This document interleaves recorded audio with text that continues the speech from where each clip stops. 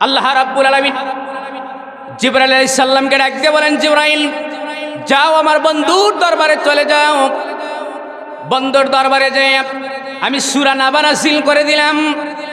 এই দুই দলের কথাগুলি আমি আল্লাহ রাব্বুল আলামিন একসাথ করে এই সূরা নাবার ভিতরে দিয়ে দিলাম। সুবহানাল্লাহ বলেন।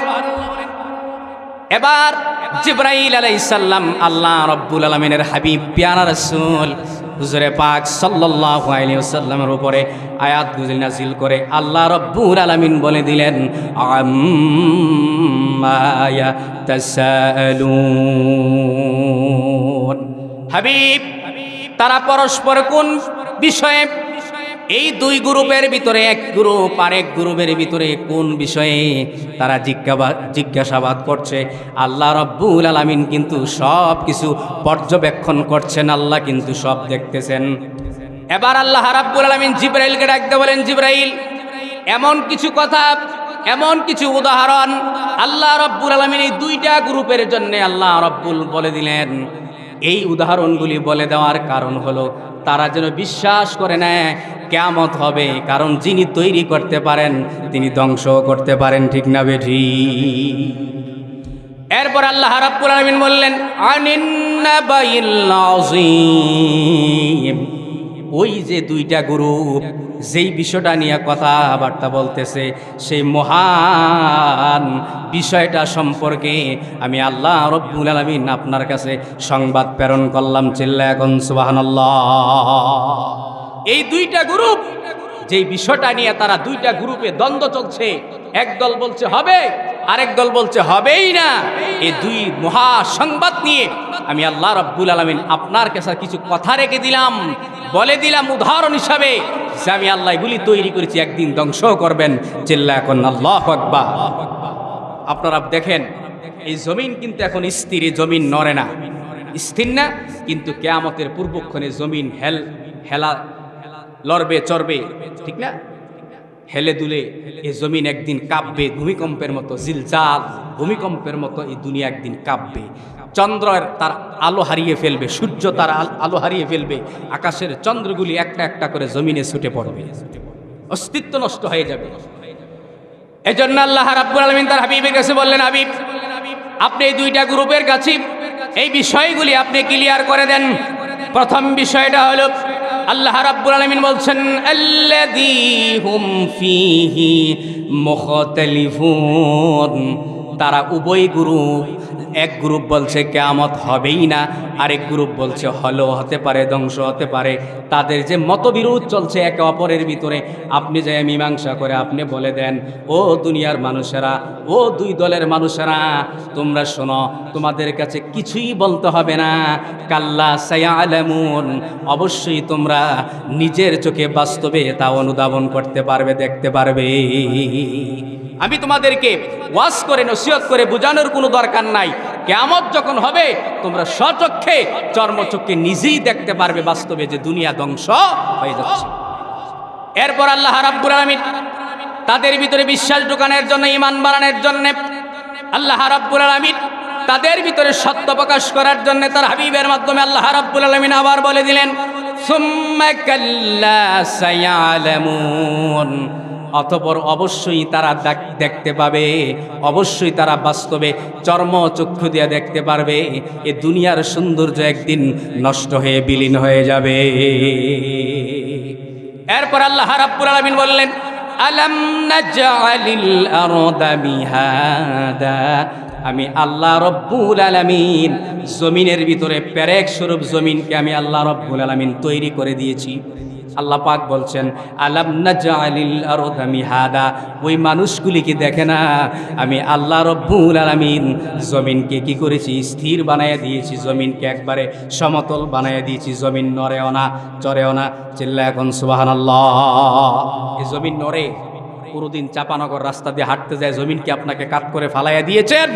দেন নাই। আল্লাহ বলেন, জমিনকে আমি আল্লাহ বিছানা স্বরূপ সমতল বানিয়ে দিয়েছি মানুষের আরামের জন্য। সুবহানাল্লাহ। এরপর আল্লাহ রাব্বুল আলামিন বললেন, ওয়াল জিবালা আওতাদা। এই পৃথিবীর ভিতরে এই তো গত কয়েকদিন আগে সিলেটের অঞ্চলের মাহফিলের মধ্যে গেলাম, আবার 7 জানুয়ারি, এই চলতি মাসের জানুয়ারি 7 তারিখ আবার সিলেটের মৌলভী বাজারে মাহফিলে যাব, প্রোগ্রামে যাব, সেখানে যখন ওই এলাকার ভিতরে আমরা যাই, সিলেটের ভিতরে বড় বড় চা বাগানের ভিতরে বড় বড় পাহাড় দেখা যায়। চট্টগ্রাম রাঙ্গামাটি এলাকার ভিতরে যান, খাগড়াছড়ি এলাকার ভিতরে যান, বড় বড় পাহাড় দেখা যায়। এবং পৃথিবীর বড় বড় পাহাড়গুলি আল্লাহ রব্বুল আলামিন আফ্রিকার ভিতরে তৈরি করেছেন। পৃথিবীর ভিতরে আল্লাহ রব্বুল আলামিন ভারত উপমহাদেশের ভিতরে একটা পাহাড় তৈরি করেছেন, বরফের পাহাড় আছে না নাই? আল্লাহ রাব্বুল আলামিন বললেন ওয়াল জিবাল আওতাদা, এই পাহাড়গুলি আমি আল্লাহ রাব্বুল আলামিন জমিনের জন্য পেরেক বানায় দিয়েছি। পেরেক।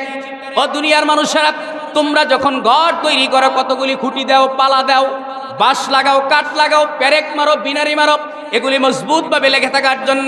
ঠিক তেমনি ভাবে আমি আল্লাহ রব্বুল আলামিনের জমিন যাতে না লড়ে, গাছপালা যাতে না লড়ে, এজন্য আমি আল্লাহ রব্বুল আলামিন জমিনের পেরেক হিসাবে পাহাড়গুলির আমি পেরেক বানিয়ে দিয়েছি। সুবহানাল্লাহ। পাহাড়কে আমি বানিয়ে দিয়েছি কি? পেরেক। আল্লাহ রাব্বুল আলামিন কোরআন মাজিদের অন্যত্র বলছেন আফালা ইয়ানজুরুনা ইলাল ইবিলি কাইফা খুলিকাত ওয়া ইলাস সামাই কাইফা রুফিআত ওয়া ইলাল জিবালি কাইফা নুসিবাত ওয়া ইলাল আরদি কাইফা সুতিহাত। চিল্লা এখন আল্লাহু আকবার। আল্লাহ রাব্বুল আলামিন গোটা পৃথিবীর সমস্ত মুসলিম মিল্লাতকে ডাক দিয়ে বললেন, দুনিয়ার মানুষেরা, আমার বান্দারা শোনো, আমি আল্লাহ রব্বুল আলামিন, তোমরা তাকাও। আফালা ইয়ানজুরুনা ইলাল ইবিলি কাইফা খুলিকাত, আমি আল্লাহ রব্বুল আলামিন উটকে কত সুন্দর করে তৈরি করেছি। তাকাও উটের দিকে। আমি আল্লাহ রব্বুল আলামিন বিশাল বড় দেহের একটা প্রাণী তৈরি করেছি, তার নাম হলো ইবিল, মানে হলো উট। চিল্লা এখন সুবহানাল্লাহ। এরপরে তাকাও পাহাড়ের দিকে। পাহাড়গুলি আমি স্টিলভাবে মজবুত করে ধরে রেখেছি। তাকাও আসমানের দিকে, একটা পালা নাই, খুঁটি নাই, বিশাল বড় আসমান আমি আল্লাহ খুঁটি ছাড়া ধরে রেখেছি। সুবহানাল্লাহ। আছে একটা খুঁটি, একটা পালা আছে, বাঁশ আছে, এই 7 আসমান 7 জমিন আল্লাহ রব্বুল আলামিন ধরে রেখেছেন মাত্র হুকুমের ইশারায়। সুবহানাল্লাহ। এরপর আল্লাহ পাক বলছেন, জমিনকে আমি আল্লাহ তোমাদের জন্য বিছানা স্বরূপ সমতল বানিয়ে দিয়েছি। এই জমিন নড়েও না, চড়েও না, শুধুমাত্র বান্দা তোমাদের খেদমতের জন্য। সুবহানাল্লাহ। এরপর আল্লাহ রাব্বুল আলামিন বিশ্বনবী সাল্লাল্লাহু আলাইহি ওয়াসাল্লামের দরবারে একদিন জিবরাইল আসলেন। 2 হাঁটু বাস করে আল্লাহ নবীর সামনে বসলেন। বৈশা বলেন, ইয়া রাসূলুল্লাহ, ইয়া হাবিবাল্লাহ। দীর্ঘক্ষণ আল্লাহ নবীর সাথে কথা বললেন। কথাগুলি বলে আল্লাহর নবীর সামনে থেকে হযরতে জিবরাইল চলে গেলেন বিদায় নিয়ে। অনেকক্ষণ কথা বলার পরে জিবরাইল যখন চলে গেলেন, এবার সাহাবীরা বললেন, ইয়া রাসূলুল্লাহ, ইয়া হাবিবাল্লাহ, দীর্ঘক্ষণ একটা লোক আপনার সাথে কথা বলল, এই লোকটাকে আর এমন কি বিষয়ে আপনার সাথে কথা বলেছেন এতক্ষণ পর্যন্ত আমরা জানতে চাই। আল্লাহর হাবিব বললেন, সাহাবীরা রে, ইনি দুনিয়ার কোনো মানুষ নয়, ইনি হলেন আল্লাহর পাঠানো দূত হযরতে জিবরাইল আলাইহিস সালাম। ইয়া রাসূলুল্লাহ, ইয়া হাবিবাল্লাহ, জিবরাইল আলাইহিস সালাম এতক্ষণ আপনার সাথে এমন কি কথা বলেছেন দীর্ঘক্ষণ যাবত? আল্লাহর হাবিব বলেছেন, সাহাবীরা রে, জিবরাইল নানান বিষয়ে কথা বলেছেন, এর ভিতরে সবচেয়ে বেশি কথা বলেছেন কিয়ামত সংক্রান্ত এমন কিছু আলামত আমাকে বলে দিয়েছেন।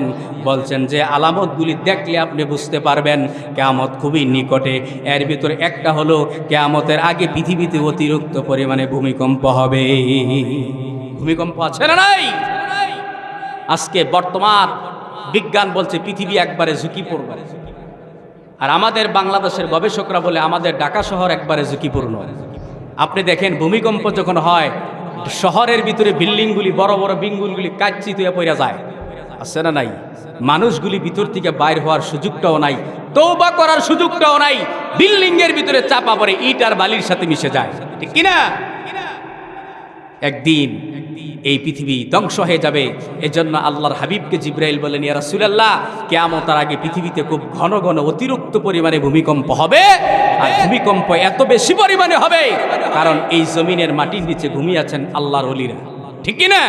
নবী রাসূলরা ঘুমিয়ে আছে, আর এই জমিনের উপরে দাঁড়িয়ে মানুষ যে অপরাধ আর অপকর্ম করে, আল্লাহর বিরোধী কাজ করে, আল্লাহ পাক তো ভূমিকম্প দিবেনই, ঠিক কি না? গত 2-3 বছর আগে আমি ভোলা গিয়েছিলাম, মাহফিলে ভোলা। সদরঘাট থেকে লঞ্চে উঠলাম, 1,500 টাকা টিকিট, যাইতে 1,500, আইতে 1,500। সদরঘাট থেকে মাহফিলে গেলাম। 3 দিন ব্যাপী মাহফিল। প্রথম 2 দিনের প্রধান বক্তা আমি। যাওয়ার পরে এশারের নামাজের পর 8টার দিকে লঞ্চ ছাড়বে।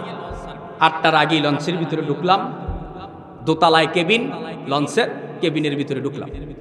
ঢোকার পরে কিছুক্ষণ শুয়ে রইলাম, তাফসির পড়ছি, মোবাইলের ভিতরে তাফসির, হাদিস পড়তেছি। কি আলোচনা করব, আলোচনার বিষয়ে আমি একটু পড়তেছি।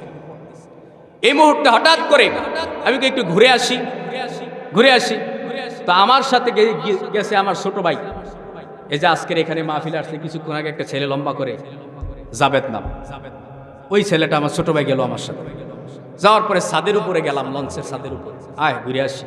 ছাদের উপরে যাওয়ার পরে দেখি নর্তকীরা যেভাবে নাচে, স্টেজের ভিতরে ডান্স মারে, এই লঞ্চের ছাদের উপরে গান বাজাইয়া বড় বড় ডেকসেট লাগাইয়া ছেলে আর মেয়ে, যুবক আর যুবতী আউলা আর জাউলা হয়ে নাচানাচি করতেছে। নাউজুবিল্লাহ। চিন্তা করলাম, এই নদীর মাঝখানে আল্লাহর ভয় নাই, নদীর মাঝখানে ডেকসেট লাগাইয়া যুবক আর যুবতীরা যেভাবে উশৃঙ্খল নাচানাচি করতেছে, আল্লাহ বিরোধী, কোরআন সুন্নাহ বিরোধী কাজ করছে। আল্লাহ না করুক, এই মুহূর্তে যদি লঞ্চ ডুবে যায় আর নাচানাচি অবস্থায় যদি এই যুবক যুবতী মারা যায়, উপায় হবে কি? কথা বলেন ঠিক কি না? কিছু কিছু মানুষ বিড়ি সিগারেট খাওয়ার অভ্যাস। যারা বিড়ি সিগারেট খায়, আমি শুক্রবারে জুমার দিন বক্তৃতায় বলি, বাবারে আপনি যে বিড়ি টান দিলেন, বিড়ি টান দেওয়া অবস্থায় যদি আজরাইল ভিতর থেকে রুহুটা নিয়ে যায়, আপনি তো বিড়ি খাইতে খাইতে মরলেন। মৌত কি ভালো না খারাপ? এই যে বিড়ি খাইতে খাইতে মরলে, এটা কি ভালো মৃত্যু না খারাপ মৃত্যু? আপনি একজনের বিরুদ্ধে মিথ্যা কথা বলছেন, মিথ্যা অপবাদ দিচ্ছেন, মিথ্যা সাক্ষী দিচ্ছেন। এই মুহূর্তে যদি আপনি মারা যান মিথ্যা বলতে বলতে, বিশেষ করে আমাদের দেশে চায়ের দোকানগুলাতে যেই পরিমাণ মিথ্যা কথা হয়, মিথ্যা কথা বলতে বলতে চায়ের কাপের ভিতরে চুমুক দিছে, এই মুহূর্তে যদি মরে যায়, এই লোকটার উপায় হবে কি? সামনে রমজান মাস আসতেছে, কত মানুষ বিড়ি খাওয়ার লেগে রোজা রাখতে পারে না। বুঝেন এই কথা? বিড়ির নিশার কারণে সে রোজা রাখতে পারে না। এটার যেমন একটা ইয়া আছে, আলাদা একটা ইয়া ওঠে বিড়ি খাওয়ানে, ওই মুহূর্তে আর রোজা রাখা সম্ভব হয় না। এখন আপনি ধান ক্ষেতের সিফাত, আলু ক্ষেতের সিফাত, চায়ের দোকানে পর্দা লাগাইয়া বৈশা বিড়ি খাইতেছেন, এই মুহূর্তে যদি আপনার মৃত্যু হয়ে যায়, আপনার উপায় কি? আমাদের দেশের ভিতরে কিছু কিছু মানুষ কয়, লোকটা রমজান মাসে মারা গেছে, এটা বালা মৃত্যু। কয় কি কয় না? নামাজ অবস্থায় মারা গেছে, কয় এটা ভালো মৃত্যু। পানিতে পয়রা মরছে, কয় শহীদ মৃত্যু।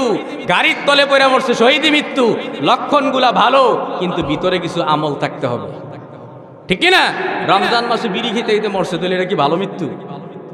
এই জন্য কথাবার্তা হুশে বলতে হবে।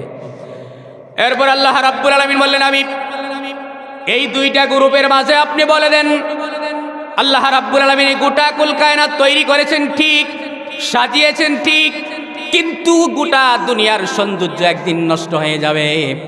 আল্লাহ রাব্বুল আলামিন কোরআন মাজিদের কিয়ামতের ব্যাপারে অসংখ্য অগণিত আয়াত নাজিল করেছেন। কিছু সূরাও আল্লাহ রাব্বুল আলামিন নাজিল করেছেন। আল্লাহ রাব্বুল আলামিন সূরাতুল কারিয়া নামে একটি সূরা নাজিল করেছেন। আল কারিয়াতু মাল কারিয়া ওয়া মা আদরাকা মাল কারিয়া ইয়াউমা ইয়াকুনুন নাসু কাল ফারাশিল মাবসুস ওয়াতাকুনুল জিবালু কাল ইহিনিল মানফুস। আল্লাহ রাব্বুল আলামিন বললেন, ইসরাফিল আলাইহিস সালাম যখন সিংহায় ফু দিবেন, আকাশের ভিতরে শিমল তুলাগুলি যেভাবে উড়ে বাতাসের মাধ্যমে যেভাবে উড়ে, ওই দিন ইসরাফিল যখন সিংহায় ফু দিবেন, জমিনের দুনিয়ার সমস্ত পাহাড় পর্বতগুলি ভেঙ্গে ভেঙ্গে তুলার মতো আকাশে উঠতে থাকে। কত ভয়ঙ্কর হবে ওই দিন। এরপর আল্লাহ রাব্বুল আলামিন সূরা জিলজাল নামে একটি সূরা নাজিল করেছেন। ইদা সুলসিলাতিল আরদু জিলজালাহা ওয়া আখরাজাতিল আরদু আসকালাহা ওয়া ক্বালাল ইনসানু মা লাহা। আছে না নাই? এরপর আল্লাহ রাব্বুল আলামিন কোরআন মাজিদের ভিতরে অন্য জায়গায় বলছেন, ওয়াইদাল বিহারু ফুজ্জিরাত। আছে না নাই? ওয়াইদাল বিহারু ফুজ্জিরাত, কিয়ামতের আগে সাগরের মাঝখান থেকে আগুনের দুম্বা বের হবে। কোথা থেকে? সাগরের তল থেকে। বর্তমান বিজ্ঞান বলছেন সাগরের নিচে আল্লাহ রাব্বুল আলামিন জাহান্নামের খনি তৈরি করেছেন, আগুনের খনি। এজন্য আল্লাহ রাব্বুল আলামিন কোরআনে বলছেন, ওয়াইদাল বিহারু ফুজ্জিরাত, কিয়ামতের পূর্বক্ষণে সমুদ্রের নিচ থেকে আগুনের দুম্বা বের হবে। শুধু এমনটাই না, আল্লাহর হাবিব বলেছেন কিয়ামতের আগে আটকা আটকা আশ্চর্যজনিতভাবে বিভিন্ন এলাকার ভিতরে আগুন ধরবে, আগুন ধরে মাইল কি মাইল গাছপালাগুলি পুড়ে ছাই হয়ে যাবে, বাড়িঘরগুলি পুড়ে ছাই হয়ে যাবে। এবার এখানেই ক্ষান্ত নয়, আল্লাহর হাবিব বলেছেন কিয়ামতের আগে 40 দিন পর্যন্ত দুনিয়া অন্ধকার থাকবে, সূর্য উঠবে না, চন্দ্র উঠবে না, শুধু অন্ধকার আর অন্ধকার থাকবে 40 দিন। এখানেই ক্ষান্ত নয়, আল্লাহর হাবিব বলেছেন কিয়ামতের আগে আটকা আটকা কিছু বিকট আকারের শব্দ হবে।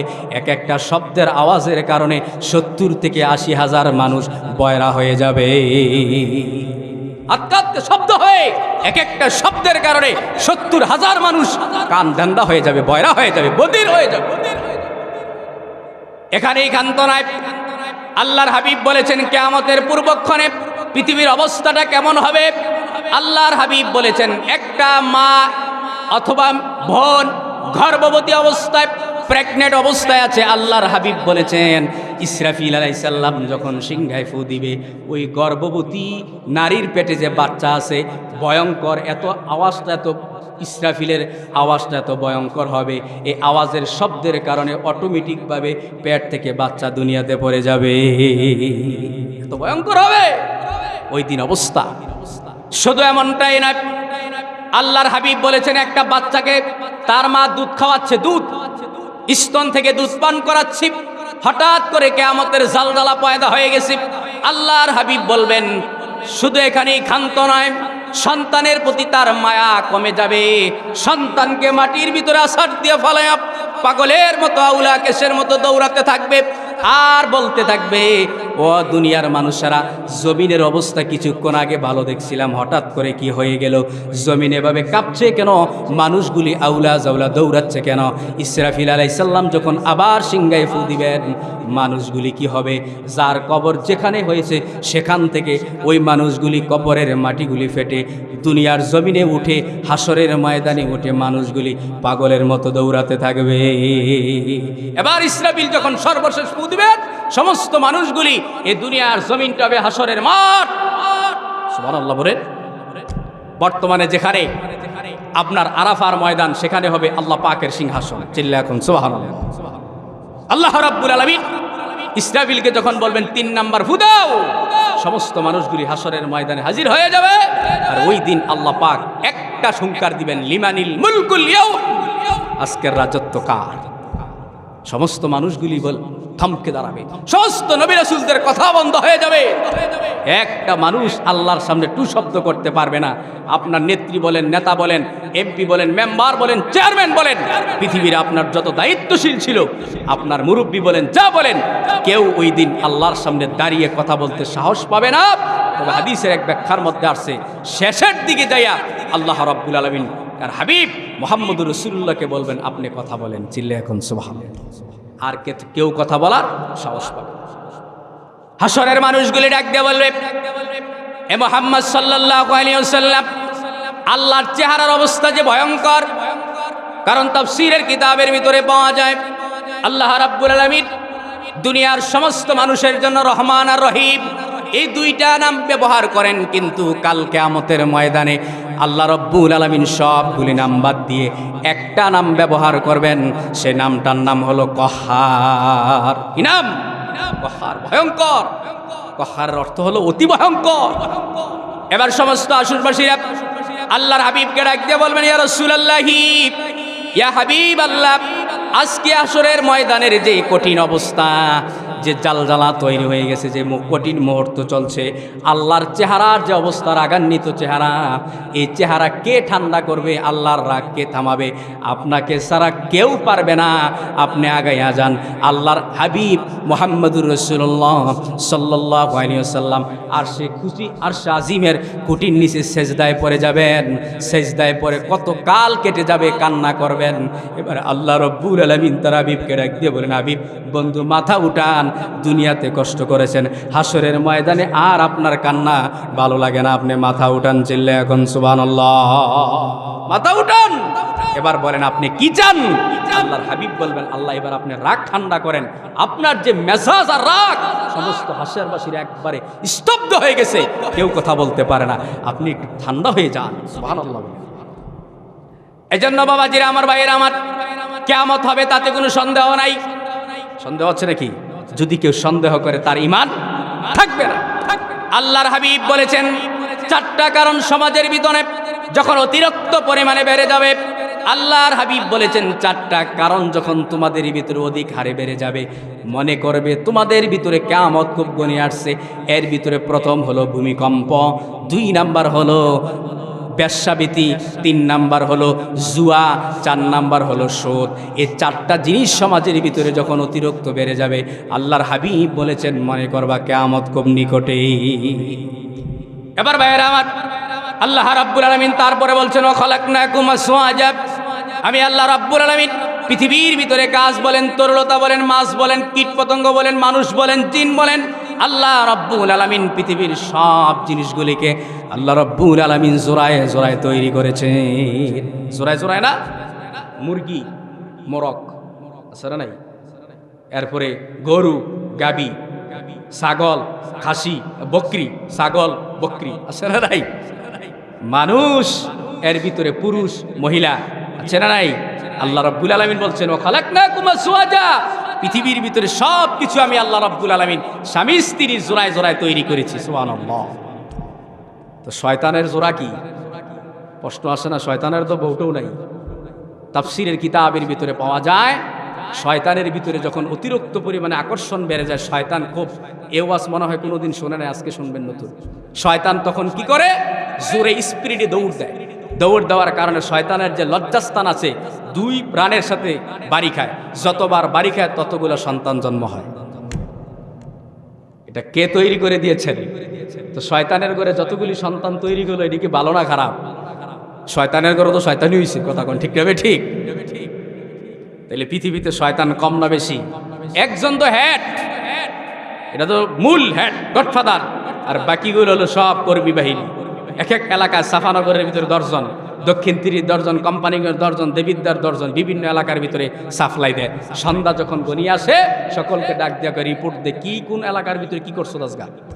তো শয়তানের কাছে রিপোর্ট দেয়। শয়তান কিছু মানুষের বেশি পুরস্কার দেয়, কারোর একটু কম দেয়। তোরটা আমার কাছে ভালো লাগছে। এজন্য শয়তান আছে না নাই? আল্লাহ রাব্বুল আলামিন পৃথিবীর ভিতরে সমস্ত জিনিসগুলিকে আল্লাহ রাব্বুল আলামিন জোড়ায় জোড়ায় তৈরি করলেন। সব কিছু আল্লাহ রাব্বুল আলামিন জোড়ায় জোড়ায় তৈরি করে দিয়েছেন।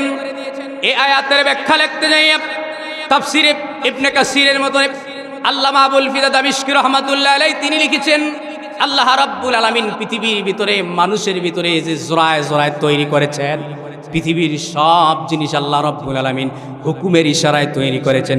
কিন্তু শুধুমাত্র কেবলমাত্র আল্লাহ রাব্বুল আলামিন মানুষকে নিজ হাতে তৈরি করেছেন।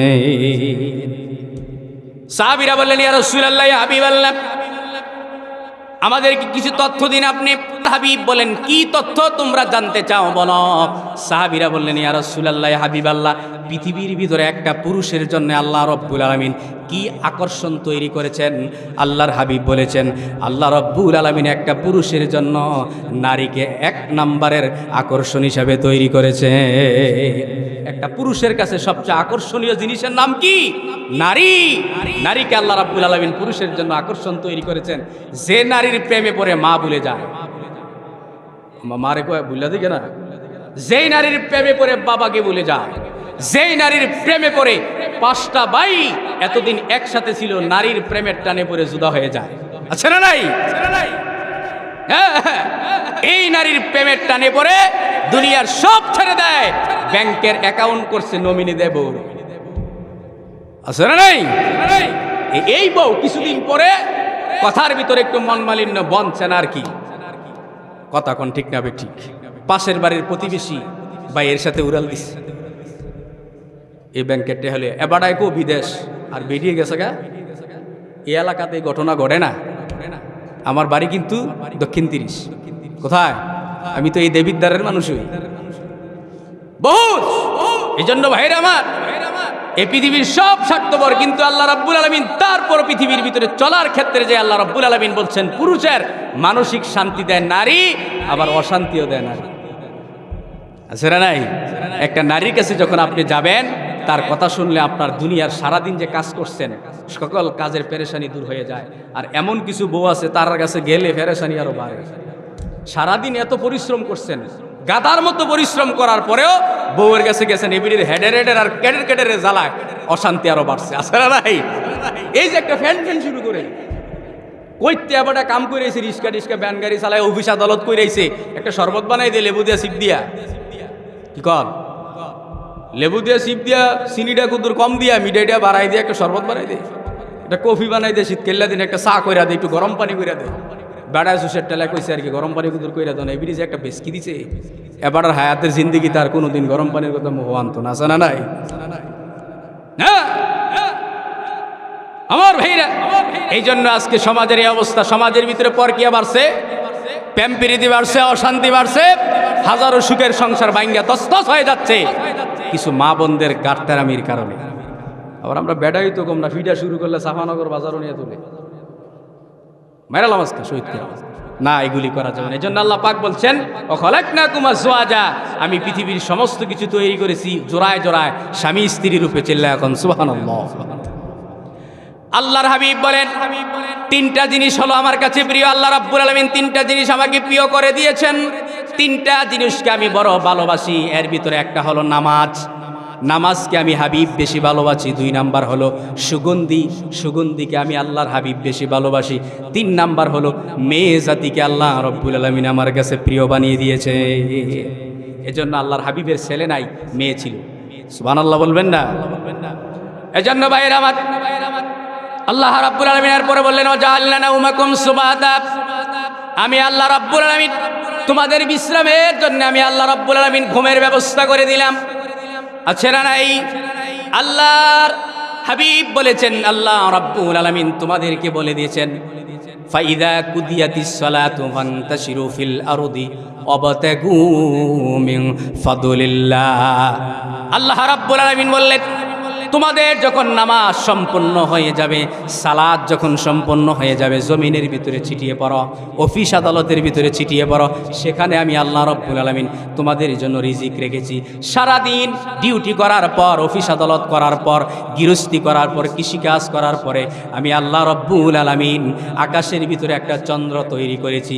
সূর্যের আলোকে বন্ধ করে দিয়ে উপরে একটা আবরণ তৈরি করে দিয়ে চন্দ্রের আলোকে আমি বাড়িয়ে দিয়ে আমি আল্লাহ রাব্বুল আলামিন তোমাদের এর জন্য ঘুমের ব্যবস্থা করে দিয়েছি। সুবহানাল্লাহ। এই আয়াতের ব্যাখ্যা লিখতে যাইয়া মুফাসসিরিন কেরাম লিখেছেন আল্লাহ রাব্বুল আলামিন আদম আলাইহিস সালামকে যখন দুনিয়াতে প্রেরণ করলেন, আদম আলাইহিস সালামকে দুনিয়াতে প্রেরণ করার পরে চন্দ্র আর সূর্যের আলো একই রকম ছিল, কোনো রাত দিনের কোনো বেশ কম ছিল না। রাতের বেলাও গরম করত, দিনের বেলাও গরম করত। এবার আল্লাহ রাব্বুল আলামিন হযরতে মিকাইলকে ডাক দিয়ে বলেন, মিকাইল রে, চন্দ্রের ভিতরে একটা আঘাত করো। তাফসীরের কিতাবের ভিতরে পাওয়া যায় মিকাইল আলাইহিস সালাম যখন চন্দ্রের ভিতরে আঘাত করলেন, চন্দ্রের আলো কমে গেল, সূর্যের আলো বেড়ে গেল। চিল্লা এখন সুবহানাল্লাহ। এজন্য আল্লাহ বলছেন আমি যদি দিন আর রাত একরকম রাখি আমার বান্দার বিশ্রামে ডিস্টার্ব হবে। এজন্য আল্লাহ রাব্বুল আলামিন সূর্যকে দিনের জন্য বানিয়ে দিলেন, চন্দ্রের আলোকে কমিয়ে আল্লাহ অন্ধকারের ব্যবস্থা করে দিলেন। সুবহানাল্লাহ। আপনি দেখেন একটা মানুষ নাইট ডিউটি করে, নাইট ডিউটি করে না, সারাদিন যতই ঘুমাক নাইট ডিউটি করতে গেছে আল্লাহ হয়ে যাকে উড়িয়ে সুরে দিক দিয়ে চুরি করে বাগে। আছে না নাই? এই কোম্পানিগঞ্জ বাজারও গড়ে কয়দিন পরে পরে এতলি নাইট গার্ড পুরা বাজারে এরপরও চুরি হয়। ওই তো নাকি বিল্লা সারাদিন ঘুমাইয়া রাত্রের 1 ঘন্টার ঘুমেরও সমান না, ঠিক কিনা? আপনি সারাদিন ঘুমাবেন কিন্তু রাত্রের 1 ঘন্টা ঘুমের সমান না। আর আপনি রাত্রে 3 ঘন্টা ঘুমান, সারাদিন না ঘুমাইলেও সারে, ঠিক কিনা? এই জন্য আল্লাহ বলছেন ওয়াজআলনা নাওমাকুম সুবাতা, আমি আল্লাহ রাব্বুল আলামিন তোমাদের নিদ্রার জন্য ঘুমের ব্যবস্থা করে দিয়েছি, আরামের জন্য। সুবহানাল্লাহ। আমার আল্লাহ কত দয়াবান। আপনি দিনের বেলা ঘুমান, আপনার ছোট্ট ব্যাটারিটা কান্দে, বাচ্চাটা সুইটটা কান্দে, আব্বা সিফাই না দো, লজেন না দো, দোহানো আইও। কই গিয়ে আপনি নাইট ডিউটি করেছেন, এটাকে জ্বালাইতেছে ঘুমের যন্ত্রণা, মানে তার যন্ত্রণা শেষ। আছে না নাই? দিনের বেলা যতই আপনি ঘুমাইতে যান, বেডি মেতে ঠুল্লু ঠাল্লুর আর সুটকার কান্দার ঠালায় ঘুমো ধরতো না। এই যে আমি রাত্রেবেলা মাহফিল করতেছি, দিনও কুতুর ঘুমাইতাম ভাইরাম, বাদ গেলে ছোট একটা মাইয়া আছে টানি করবো, আইও আব্বা মজা কিনা দাও, আছে না নাই? এই জন্য আল্লাহ বলছেন ওয়াজআলনাকুম সুবাতা, আমি আল্লাহ রাব্বুল আলামিন তোমাদেরকে কি করলাম? দিনকে কাজের জন্য বানিয়ে রাত্রকে তোমাদের জন্য বিশ্রামের জন্য আরামের ব্যবস্থা করে দিলাম। সুবহানাল্লাহ। এরপর আল্লাহ রাব্বুল আলামিন বললেন ওয়াজআলনাল লাইলা লিবাসা, আমি আল্লাহ রাব্বুল আলামিন সূর্যের আলোকে বাড়িয়ে দিয়ে চন্দ্রের আলোকে কমিয়ে দিয়ে লিবাসা, রাত্রকে তোমাদের জন্য পোশাক বানিয়ে দিলাম। শরীরের ভিতরে পোশাক পরলে যেভাবে সুন্দর লাগে, আমি আল্লাহ রব্বুল আলামিন একটা আবরণ টেনে দিয়ে চন্দ্রের আলোটাকে কমিয়ে অন্ধকার দিয়ে আমি আল্লাহ রব্বুল আলামিন এই রাতকে তোমাদের জন্য পোশাক বানিয়ে দিলাম। বান্দা তুমি রাত্রে আরামের মতো ঘুমাইবা, সকালে ফজরের নামাজ পড়েই আমি মালিকের পায়ে সেজদা দিবা, ঠিক না বেঠি? ঘুম ফুতে বিদেশ থেকে কম্বল আনছে, বিদেশি কম্বল, ডাবল ফাট, সিঙ্গেলরা শীত মানে না, ডাবলটা আনছে, এটার উপরে আবার ল্যাপ দিছে, ল্যাপের উপরে আবার খেতা দিছে, দিয়ে এমন ঘুম দিছে ফুটবলের মতো ফেঁসাইতে ফেঁসাইতে অবস্থা খারাপ। বুড়া বিড়ি সোয়ালে উঠতে কি হইও ওঠো না কেরে, হুজুরে তো আজান দিতেছে, গজল গাইতেছে, দুরুদ পড়তেছে, ওঠো ফজরের নামাজ পড়ো। এবার একটা লাত্তি দেখো বুড়ি ক্যাটকেট করিচ্ছে, আছে না নাই? না বাবজি, আপনি ঘুম থেকে উঠে 2 রাকাত নামাজ পড়ে সেজদায় করে আল্লাহর কাছে আল্লাহ, এই ঘুম থেকে তুমি আমাকে আবার নতুন জীবন দিলা। তুমি তো পারতে ঘুমের ভিতরে, কম্বলের ভিতরে, ফুটবলের ভিতরে মেরে লইতে, কিন্তু তুমি আল্লাহ আমাকে সুযোগ দিয়েছ, আমি শুকরার্থে 2 রাকাত নামাজ পড়লাম। সুবহানাল্লাহ। এবার আসুন আল্লাহ রাব্বুল আলামিন বললেন ওয়াজআলনান নাহারা মাআশা, আমি আল্লাহ রাব্বুল আলামিন দিনকে তোমাদের জন্য আরামদায়ক বানিয়ে দিলাম। এরপর আল্লাহ রাব্বুল আলামিন বললেন ওয়াবানাইনা ফাওকাকুম সাবআন শিদাদা, আল্লাহ রাব্বুল আলামিন বললেন বান্দারে তাকাও, তোমার মাথার উপরে একটা খুঁটি নাই, একটা পালা নাই, আমি আল্লাহ রাব্বুল আলামিন 7টা আসমান তোমাদের জন্য মজবুতভাবে তৈরি করে রেখেছি। মুফাসসিরিন কেরাম লিখেছেন আল্লাহ রাব্বুল আলামিন 7টা আসমান তৈরি করেছেন, এক একটা আসমান থেকে এক একটা আসমান 500 বছরের দূরত্ব। সুবহানাল্লাহ। শুধু এখান তো নয়, আল্লাহর হাবিব বলেছেন আল্লাহ রাব্বুল আলামিন কোন আসমানে সাজান নাই, কিন্তু আল্লাহ রাব্বুল আলামিন প্রথম আসমানকে সাজিয়েছেন চন্দ্র দিয়ে, সূর্য দিয়ে, তারকা দিয়ে, মানুষ দিয়ে, কিন্তু কোন আসমান এবং জমিনকে আল্লাহ রাব্বুল আলামিন এত সুন্দর করে সাজান নাই, মানুষের জন্য বসবাসের উপযোগী করে তৈরি করেন নাই। শুধুমাত্র কেবলমাত্র প্রথম আসমান জমিনকে আল্লাহ সাজিয়েছেন। এজন্য আল্লাহ রাব্বুল আলামিন বলছেন ওয়াবানাইনা ফাওকাকুম সাবাং শিদাদা, মজবুতভাবে শক্তভাবে 7টা আসমান খুঁটি ছাড়া আমি আল্লাহ ধরে রেখেছি। সুবহানাল্লাহ। এই 7টা আসমান আল্লাহ ধরে রাখছেন, ঠিক কিনা? বর্তমান মুফাসসিরিন কেরাম লিখেছেন আল্লাহ রাব্বুল আলামিন যদি খুঁটি দিয়ে যদি আসমান তৈরি করতেন, হেলিকপ্টার কেমনে চলল হইলে? যদি আল্লাহ ফালা দিত এত বড় আসমান, আপনি দেখেন 24 হাত বাই 15 হাত, আপনি একটা বিল্ডিং উঠাইছেন, স্বাভাবিক এই বিল্ডিং তুলতে গিয়ে কতগুলি আপনি পিলার দিছেন, কলম দিছেন, বিম দিছেন, ঠিক না? যদি আল্লাহ রাব্বুল আলামিন বিশাল আসমানকে যদি আল্লাহ খুঁটি দিয়ে বানাইতেন, কতলি বাস লাগলইলে, কতলি সিমেন্টের ফলা লাগলইলে, তো এই যদি দিত হেলিকপ্টারটা কেমনে চললে? বাড়ি গিয়ে ঠুস করে ফুটে গেল হইলে, আছে না নাই? এরপরে এই বিমান কেমনে চলল হইলে? 500-600 যাত্রী লিয়া। দেখেন আল্লাহ পাক কত অগ্রিম চিন্তা করে, আল্লাহ আমি খুঁটি দেই নাই, কিছু দেই নাই, কারণ এমন একটা সময় আসবে, তথ্য প্রযুক্তির দুনিয়া আসবে, মানুষ হজ করতে যাইবে বিমানে, বিদেশ যাবে কামাই করার জন্য। এই জন্য আমি আল্লাহ কোনো খুঁটি দেই নাই, বিমান চলার উপযোগী করে দিয়েছি। সুবহানাল্লাহ। এগুলি না ভাববেন, ভাবলে কি হবে? আমাদের ঈমান মজবুত হবে। কি হবে? ঈমান মজবুত। এরপর আল্লাহ রাব্বুল আলামিন বললেন বান্দারে, আমি আল্লাহ রাব্বুল আলামিন ওয়া আনজালনা মিনাল মুসিরাতি মাআন সাজ্জাজা, আল্লাহ রাব্বুল আলামিন হযরত ইসরাফিল, হযরত মিকাইল আলাইহিস সালামের হাতে আল্লাহ রাব্বুল আলামিন একটা লাঠি দিয়েছেন, নূরের লাঠি। মুফাসসিরিন কেরাম লিখেছেন আল্লাহ রাব্বুল আলামিন জমিনের পানিগুলিরে বাতাসের মাধ্যমে বাষ্পীয় করে আকাশে তুলে নেন। আকাশে তুলে নেওয়ার পরে এবার মিকাইলকে আল্লাহ রাব্বুল আলামিন ডাক দিয়ে, মিকাইল এই নাও তোমার হাতে একটা নূরের লাঠি দিলাম। আল্লাহ রাব্বুল আলামিন যখন লাঠিটা দেন, মুফাসসিরিন কেরাম লিখেছেন মিকাইল এত দ্রুত গতিতে লাঠিটা ঘুরায়, যেখানে যে লাঠিটা থেমে যায় সেখানেই আল্লাহর রহমত থেকে বৃষ্টি নাজিল হয়। সুবহানাল্লাহ। আর সেই বৃষ্টি দিয়ে আমি আল্লাহ রাব্বুল আলামিন কি করি? লিনুখরিজা বিহি হাব্বা ওয়া নাবাতা। আমি আল্লাহ রাব্বুল আলামিন বৃষ্টি করি তোমাদের চাঁপানগর এলাকার ভিতরে, দেবিদ্বার এলাকার ভিতরে, কুমিল্লার অঞ্চলের ভিতরে, সারা বাংলাদেশের অঞ্চলগুলির ভিতরে গেন্ডারি ক্ষেত, আলু ক্ষেত, মরিচ ক্ষেত, দরিয়াপা ক্ষেত আছে না নাই, পাতাকপি ক্ষেত, ফুলকপি ক্ষেত, এই ক্ষেতগুলির ভিতরে, জমিনগুলির ভিতরে আমি আল্লাহ রাব্বুল আলামিন পানিগুলি নিয়ে ছড়ায়া দেই। এরপরে জমিন উর্বর হয়, সেখান থেকে তুমি কফি খাও, কাঁচামরিচ খাও। এজন্য বান্দারে এডি এভাবেই হয় নাই, সব কিছু যিনি করেছেন তিনি কে? এরপরে আল্লাহ রাব্বুল আলামিন বলেন ওয়া জান্নাতিন আলফাফা।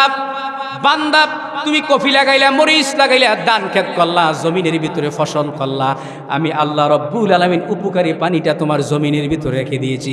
মুফাসসিরিন কেরাম লিখেছেন, মিকাইল যে লাঠিটা ঘুরায়, এই সেই লাঠিটার ভিতরে মিঠা পানিও থাকে, লবণাক্ত পানিও থাকে, কিন্তু আল্লাহ রাব্বুল আলামিন লাঠির ভিতরে এক ধরনের মশারি দিয়েছেন, জাল দিয়েছেন। সেই জালের ফাঁক দিয়া লবণাক্ত পানিটা অন্যত্রে পড়ে যায়, আর মিঠা পানিটা আমার আপনার জমিনের ভিতরে আল্লাহ পাঠাইয়া দেয়।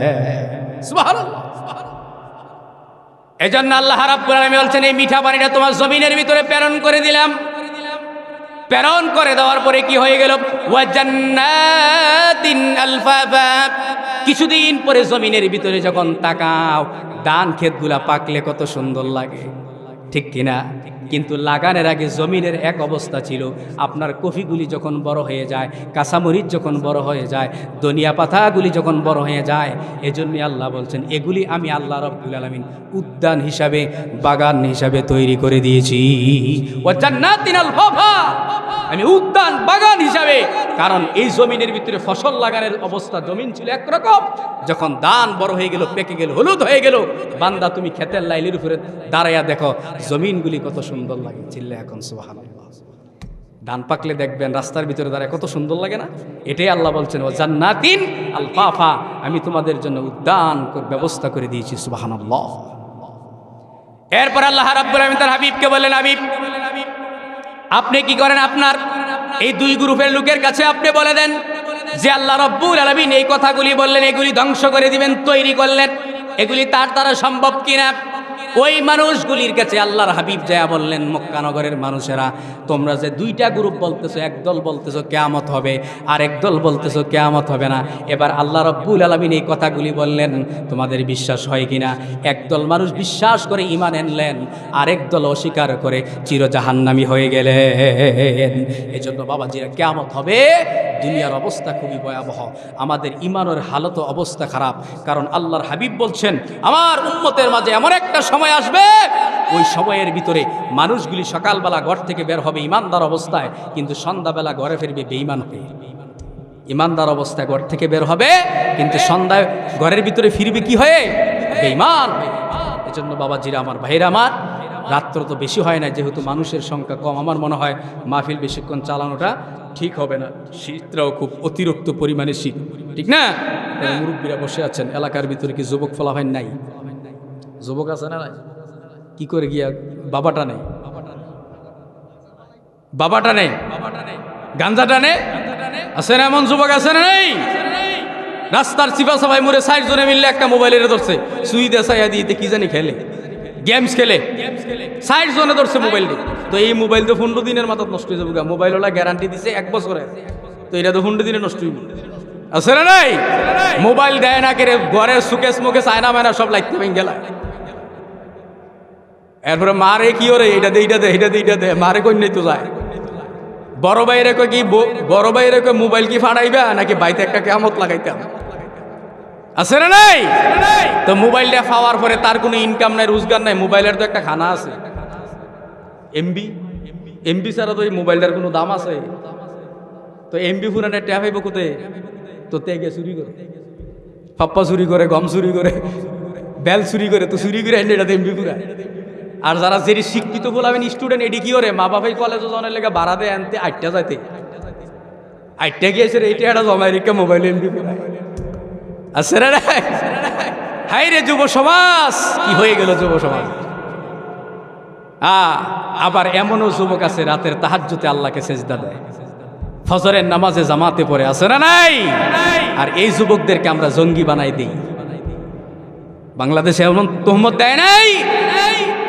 যারা তাহাজ্জুদের মুসাল্লায় লুটিয়ে পড়ে, ফজরের নামাজ জামাতে পড়ে, টাকনুর উপরে পেন পরে, কোরআন পরে অর্থসহ মানুষদেরকে দাওয়াত দেয়, এই মানুষদেরকে আমরা সমাজের ভিতরে জঙ্গি অপবাদ দেই, আছে না না? আর যারা টেন্ডারবাজি করে, দান্দাবাজি করে, চাঁদা তুলে খায়, এরা হয়ে যায় দেশের আল্লাহর ওলি। ঠিক কিনা? এই তো চলতেছে বাংলাদেশের ভিতরে। আপনারা দেখেন হাদি, আপনার শরীফ উসমান হাদি রাহিমাহুল্লাহ কোনো বড় ধরনের কোনো নেতাও ছিল না, কোনো এমপি মন্ত্রীও ছিল না, ঠিক কিনা? আপনারা দেখছেন না? কিন্তু দেখেন আজও পর্যন্ত সারা বাংলাদেশে আলেম উলামা মুরব্বী যুবক মা বোন সব তার জন্য কান্না করে। আল্লাহু আকবার, আল্লাহু আকবার। এজন্যই তো কবি বলেছেন, এমনই জীবন তুমি করো হে গঠন, মরিলে হাসিবে তুমি কাঁদিবে ভুবন। ঠিক কিনা? আজকে এই উসমান হাদির জন্য কোটি কোটি মানুষ কাঁদতেছে হাত তুলে। মানুষের দোয়ায় তো আল্লাহ তাকে এমনি জান্নাত দিবেন। আল্লাহু আকবার। ভিন্ন দিকে তাকান, দেশনেত্রী বেগম খালেদা জিয়া সারাটা জীবন আলেমদের পক্ষে কথা বলেছেন, ইসলামের পক্ষে কথা বলেছেন, কোরআনের পক্ষে কথা বলেছেন। বাংলাদেশের বড় বড় আলেম ওলামা আল্লামা মামুনুল হক সহ মিজানুর রহমান আজারি এই খালেদা জিয়ার লাশ কাঁদে নেয়। ঠিক কিনা?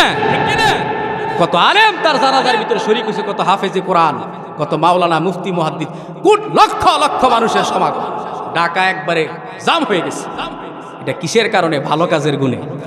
ইসলামের পক্ষে ছিলেন, আলেমদের পক্ষে ছিলেন, আল্লাহ রাব্বুল আলামিন তার ইজ্জত বাড়িয়ে দিয়েছেন। কত মানুষ তার জন্য দোয়া করতেছে।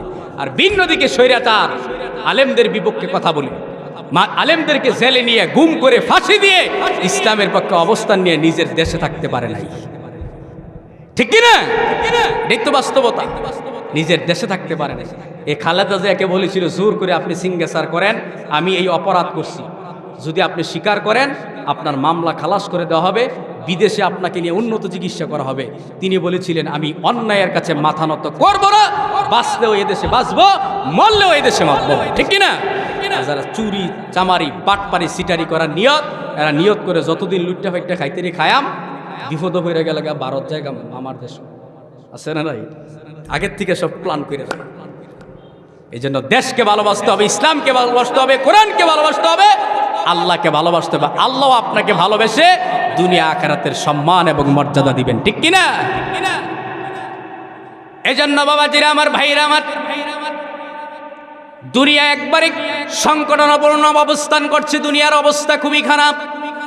মানুষের ঈমান আমল এমন এমন অবস্থায় পৌঁছে গেছে, মানুষের ভিতরে 2 নম্বরে মিশা কথা, বাটপারি সিটারি এমন এক পর্যায়ের মধ্যে পৌঁছে গেছে, যেই কোনো মুহূর্তে আল্লাহর পক্ষ থেকে আযাব আর গজব আসার সম্ভাবনা আছে না নাই? আমার ভাইয়েরা, আল্লাহ রাব্বুল আলামিন এই পৃথিবীর ভিতরে জগৎ বিখ্যাত একজন পয়গম্বর আল্লাহ প্রেরণ করেছিলেন, নাম তার ইউনুস পয়গম্বর। কি পয়গম্বর? ইউনুস পয়গম্বর। কথা আমি বলবো না, এই কথাটা বলি আমি শেষ করে দিব। এরপরের বক্তা নিয়ে আসেন। আল্লাহ রাব্বুল আলামিন হযরত ইউনুস আলাইহিস সালামকে এত পাওয়ার দিয়েছিলেন। আমার ভাইয়েরা, হযরত ইউনুস আলাইহিস সালামকে আল্লাহ রাব্বুল আলামিন, শর্টকাটে বলছি, ঘটনা অনেক বড়। আল্লাহ রাব্বুল আলামিন ইউনুস আলাইহিস সালামকে ডাক দিয়ে বলে, ইউনুস রে, তোমার এলাকার ভিতরে 3 দিনের ভিতরে আমি আযাব দিব, গজব দিব, তুমি এলাকার মানুষদেরকে সতর্ক করে দাও। ইউনুস পয়গম্বর এলাকার মানুষদেরকে ডেকে ডেকে বললেন, ও আমার কওমের লোকেরা, আমার উম্মতেরা, তোমরা শোনো, আল্লাহ রাব্বুল আলামিন তোমাদের ভিতরে 3 দিনের ভিতরে এমন আযাব আর গজব দিবেন। আযাব থেকে যদি বাঁচতে চাও, শিরিক ছেড়ে দাও, মূর্তি পূজা ছেড়ে দাও, বিদআত ছেড়ে দাও, আল্লাহ রাব্বুল আলামিন আযাব থেকে তোমাদেরকে পরিত্রাণ করে দিবে। তাফসীরের কিতাবের ভিতরে পাওয়া যায়, আল্লাহ রাব্বুল আলামিন যে এলাকার ভিতরে আযাব দেন, ওই এলাকার ভিতরে নবীদেরকে আল্লাহ রাখেন না। নবীদেরকে অগ্রিম আল্লাহ রাব্বুল আলামিন বলে দেন, নবীরা তোমরা এলাকা ছেড়ে চলে দাও, এই এলাকা আমি আল্লাহ রাব্বুল আলামিন ধ্বংস করে দিব। আল্লাহ রাব্বুল আলামিন ইউনুস আলাইহিস সালামকে বললেন, ইউনুস আপনি চলে যান এলাকা ছেড়ে। ইউনুস পয়গম্বর চলে গেলেন। 3 দিন পরে এলাকার ভিতরে যখন প্রবেশ করলেন, একজন ইমানদার ডাক দিয়ে বললেন, কি গো পয়গম্বর, আপনি না বলেছিলেন 3 দিনের ভিতরে আযাব আসবে, কোনো আযাব আসে নাই, আপনি মিথ্যা কথা বলেছেন। কি বলেছেন? মিথ্যা কথা বলেছেন। ইউনুস পয়গম্বর কয়, একজন আমাকে মিথ্যাবাদী বলল, যদি বাকি এলাকার ভিতরে যাই, পূর্বের নবীদের মতো আমাকে জবাইও করতে পারে, মেরে ফেলতে পারে। এই বয়ে হযরত ইউনুস আলাইহিস সালাম চলে গেলেন সাগরের কিনারে। খেয়াল করবেন, সাগরের কিনারে যখন ইউনুস পয়গম্বর চলে গেলেন, দেখেন একটা জাহাজ যাইতেছে বুঝাই করা। ওই জাহাজের লোকদেরকে ডাক দিয়ে বললেন, জাহাজের লোকেরা আমাকে নিয়ে যাও। ইউনুস পয়গম্বর যখন জাহাজের মধ্যে উঠে পড়লেন, মাঝ সাগরে যাওয়ার পরে জাহাজ একবারে বন্ধ হয়ে গেছে, আর সামনেও যায় না, পিছেও যায় না, ডানেও যায় না, বামেও যায় না। এবার জাহাজের ভিতরে কিছু জ্যোতিষী ছিল গণক, তারা বলে জাহাজের ভিতরে এমন একজন লোক উঠছে, পাপের কারণে জাহাজ বন্ধ হয়ে গেছে। এবার আপনারা বলেন, জাহাজের ভিতরে ইউনুস পয়গম্বর পাপী নাকি বাকিরা পাপী? অথচ বাকিরা বলতেছি ইউনুস পাপী। এমন একটা পাপী লোক জাহাজের ভিতরে উঠছে, যার পাপের কারণে জাহাজ চলাচল বন্ধ হয়ে গেছে। কি করতে হবে? তাকে সাগরের মধ্যে ফেলে দাও, তারপরে জাহাজ উঠছে। তাহলে কেমনে বুঝবো পাপী লোকটাকে? লটারি টান দাও। লটারি যখন টান দিছে, 3 বার টান দিছে, 3বারই ইউনুস নবীর মাথায় গিয়া পড়ছে। কার মাথায়? ইউনুস নবী। যেডি আকাম করছে, আকামরা লটান টান দিছে, ভালো মানুষের মাথা গিয়া পড়ছে। সমাজের ভিতরে দেখবেন, মেল বিচার হইলে, মিছিল মিটিং হইলে, ভালো কাজের ভিতরে কিছু হইলে, খারাপ কাজের কোনো দোষ নেই, ভালো মানুষের ঠেললে তারে খালি আরো খারাপ বানাকো, এবারটাই করছে, এবারটাকে আমি করছি না, কয়লা তুই করছ, মানে সব দোষ ভালো মানুষের। আর যেতে খারাপ তারে কতি বালা, নিচে হচ্ছে তারে শেষ করে জরিফানা করে কারো উপরে, ভালো মানুষের উপরে, আর তারে খালাস দিয়ে দেয়, তুই গিয়া জুতার ভিড়া দেয় ভালো মানুষের, আর তারে মাফ করে দেয়। আবার ভাইয়েরা, হযরত ইউনূস আলাইহিস সালাম চুপ করে বসে রইলেন, কোনো কথা বলেন না। এর ভিতরে একজন বলেন, 3বার একই লোকের ভিতরে উঠলো, এটা হতে পারে না। এবার মুরব্বী একজন গণক ডাক দিয়ে বলেন, আমার কাছে দাও। 4র্থবারের বারা যখন টান দিলেন, ইউনূস নবীর মাথায়। কার মাথায়? ইউনূস নবীর মাথায়। এবার সবাই মিল্লা রেডি হয়েছে, ইউনূস নবীর সাগরে ফালাই দাও। ইউনূস পয়গম্বর কয়, আমাকে কেউ ফালানোর দরকার নাই, আল্লাহর অনুমতি ছাড়া জাহাজের ভিতরে উঠছে, আমি নিজেই পড়ে যাই। ইউনূস পয়গম্বর সাগরের মধ্যে পড়ে গেলেন। এবার আল্লাহ রাব্বুল আলামিন বড় একটা মাছকে ডাক দিয়ে বললেন, এ মাছ, আমার পয়গম্বর ইউনূস নবীকে তুমি গিলে ফেলো। এবার মাছ যখন সমুদ্রের তলে দেশে চলে যাবে, এবার আল্লাহ রাব্বুল আলামিন আরেকটা মাছকে ডাক দিয়ে বললেন, তুমি সেই মাছ সহ ইউনূস নবীকে গিলে ফেলো। এই জন্য তাফসীরের কিতাবের ভিতরে পাওয়া যায়, মুফাসসিরিন কেরাম লিখেছেন, আল্লাহ রাব্বুল আলামিন 3টা অন্ধকার থেকে হযরতে ইউনূস পয়গম্বরকে মুক্তি দিয়েছিলেন। প্রথম অন্ধকার হলো সাগরের অন্ধকার, দ্বিতীয় অন্ধকার হলো প্রথম মাসের অন্ধকার, তৃতীয় অন্ধকার হলো ওই দ্বিতীয় মাসের অন্ধকার। এই 3টা অন্ধকার থেকে আল্লাহ রাব্বুল আলামিন ইউনূস পয়গম্বরকে কি দিয়েছিলেন? মুক্তি দিয়েছিলেন, একটা দোয়া পড়ার কারণে।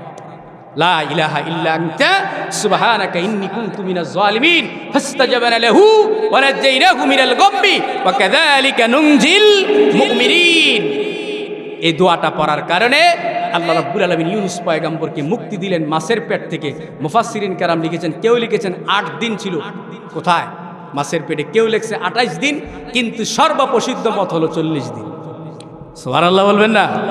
40 দিন। এই ব্যাপারে বহু কথা আছে। আল্লাহ রাব্বুল আলামিন কোরআন মাজিদের ভিতরে প্রায়, কোরআন শরীফের প্রায় 6টা সূরার ভিতরে 18 জায়গায় ইউনূস নবীর কাহিনী আল্লাহ বর্ণনা করেছেন। সুবহানাল্লাহ।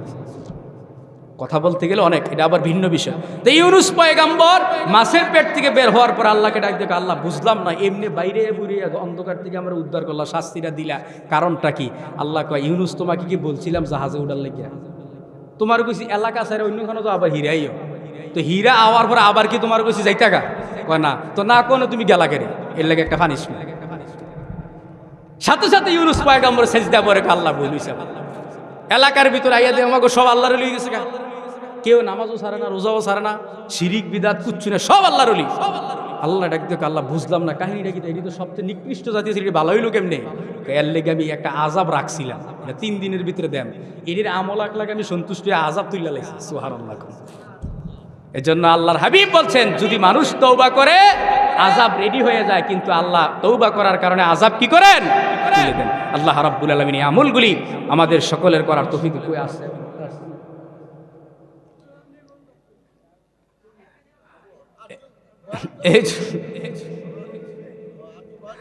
এই জন্য তওবা একটু যদি সুযোগ হয় একটু নিয়ে আসেন বক্তাকে। হ্যাঁ, তাইলে আপনার তওবা করতে হবে। তওবা করার কারণে আল্লাহ রাব্বুল আলামিন কি করেন? মানুষদের মধ্য থেকে কি করেন? আযাব কি করেন? উঠিয়ে দেন। সুবহানাল্লাহি বিহামদিহি। আমার ভাইয়েরা, আরেকটি ঘটনা আমরা লক্ষ্য করলে বোঝা যায়, এলাকার ভিতরে হাঁস মুরগি গরু ছাগল সব মুরগা সাপ হয়ে যাচ্ছে। এই মুহূর্তে হযরতে মূসা আলাইহিস সালামের কওমের লোকেরা হযরতে মূসা আলাইহিস সালামকে ডাক দিয়ে বললেন, মূসা পয়গম্বর, আপনার কাছে একটা আবদার নিয়ে আসছি। আপনি যদি দোয়া না করেন গো নবীজি, আমাদের এলাকার হাঁস মুরগি গরু ছাগল যা আছে সব মইরা শেষ হয়ে যাবে। এখন কি করব? এবার আল্লাহর পয়গম্বর মূসা নবী ডাক দিয়ে বললেন, তোমরা অমুক দিন অমুক এলাকার ভিতরে একটা মাঠের ভিতরে হাজির হইবা। তোমাদেরকে নিয়ে আমি আল্লাহর কাছে দোয়া করব। আল্লাহ রব্বুল আলামিন দেখি তোমাদের জন্য কিছু করে কিনা। এবার মানুষগুলি যখন জামায়াত হয়ে গেলেন, আল্লাহর পয়গম্বর আপনারা জানেন বৃষ্টির জন্য আল্লাহর কাছে দোয়া প্রার্থনা গেলে হাতগুলি উল্টা করে করতে হয়। হাতগুলি উল্টা করে হযরতে মূসা আলাইহিস সালাম আল্লাহর দরবারে দোয়া করলেন, আল্লাহ এই মানুষগুলি বিশ্বাস করে আমাকে নবী মনে করে আসছে, আপনাকে বিশ্বাস করে আপনি এদেরকে পরিত্রাণ দেন, আযাব থেকে রক্ষা করেন, বৃষ্টি দিয়া দেন। আল্লাহ রব্বুল আলামিন বৃষ্টি দেয় না। অনেকক্ষণ হয়ে গেল, এদিক দিয়ে মানুষের আমিন আমিন কইতে কইতে মৌত উত্তাইলিস, মানছে আমিন আমিন কইতে কইতে বিরক্ত হয়ে গেছে, কি ব্যাগ দিয়ে না নবীর মনে হয় ইমানের ভিতরে ঘাটতি আছে, এমন একটা সন্দেহ তারা করতেছে। ইমাম সাহেব এত দোয়া করে, মুসল্লির দোয়া কবুলে না করে, হাদিয়া হুজুরের 100 টাকার জায়গায় 200 টাকা দিই, এরপর আমার বিপদ দূরে না করে। কারণটা কি? তেমন হুজুরের আমল গন্ডগোল আছে, বুঝেন নাই? কিন্তু নিজের আমল কুদ্দুর এটা কিন্তু খবর নাই, হুজুরের আমলও কি আছে, গন্ডগোল আছে। এবার আল্লাহ রাব্বুল আলামিন জিবরাইলকে ডাক দিয়ে বলেন, জিবরাইল যাও। জিবরাইল এসে আল্লাহর পয়গম্বর হযরতে মূসা আলাইহিস সালামের কাছে এসে বলেন, আল্লাহর পয়গম্বর মূসা নবী কিয়ামত পর্যন্ত দোয়া করবেন, বৃষ্টি হবে না। কি জন্য বৃষ্টি হবে না? কারণ আপনার এই মানুষগুলির ভিতরে এমন একজন পাপী বান্দা আছে, যার পাপের কারণে আল্লাহ নারাজ বেজার হয়ে আছেন, বৃষ্টি দেয় না। ওই ব্যক্তি যদি তওবা করে আল্লাহ রাব্বুল আলামিন বৃষ্টি দিয়া দিবেন। হযরতে মূসা আলাইহিস সালাম ঘোষণা দিয়ে দিলেন, মূসা পয়গম্বর আপনি ঘোষণা দিয়া দেন। মূসা পয়গম্বর যখন ঘোষণা দিলেন, এই এলাকার ভিতরে এই জায়গার ভিতরে কে আছো যে অন্যায় করছো, স্বইচ্ছায় তওবা করো অথবা সিলিন্ডার করো, নাইলে কিন্তু জিবরাইল কিন্তু তোমার নামটা প্রকাশ করে দিবে। তুমি যদি স্বইচ্ছায় যদি তওবা না করো, আর যদি বলো আমি অপরাধ এটা করছি, নিজের থেকে যদি আইয়া যদি আত্মসমর্পণ না করো, জিবরাইল কিন্তু হাতি দিয়ে দেখাই দিব তুমি আসল কামলাটা। ঠিক কিনা? এবার ওই লোকটা চিন্তায় পড়ে গেলেন, এত লোকের সামনে যদি আমি স্বীকার করি আমি জানা করছি, অপরাধ করছি, পাপ করছি, এবার কি করা যায়? তিনি আস্তাগফিরুল্লাহ বলে যখন তওবা করলেন, আল্লাহ রব্বুল আলামিন সাথে সাথে বৃষ্টি দিয়া দিলেন। মূসা আলাইহিস সালাম উপরের দিকে তাকায়া কয়, আল্লাহ তোমার কারিশমা বুঝলাম না। সুবহানাল্লাহ। কি কারিশমা দেখাইলা? মূসা এই লোকটা খাঁটি তওবা করছে, আমি খুশি হইয়া বৃষ্টি দিয়ে দিছি। সুবহানাল্লাহ। এজন্য তওবার হালতে থাকবেন।